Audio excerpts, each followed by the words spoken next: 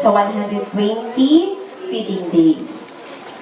Then another flagship program is the National Drug Education Program.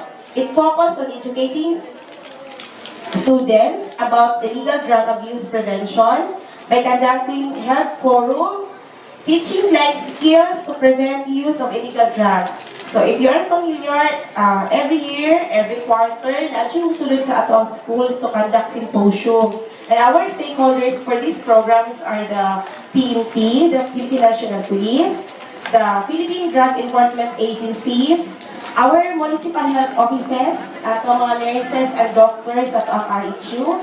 So muna sila ang moadto sa tuang schools to conduct symposiums about illegal drug abuse. No, they will teach us or they will teach you how to say no for using illegal drugs.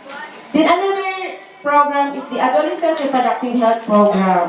So, naman tayo mga teen centers sa atong schools, di ba? Sa mga secondary schools, nandiyan tayo teen hub. Napod, sa elementary po, napod yung mga teen hubs. Few elementary schools na anak. So, the purpose is to provide necessary information and resources for adolescent health.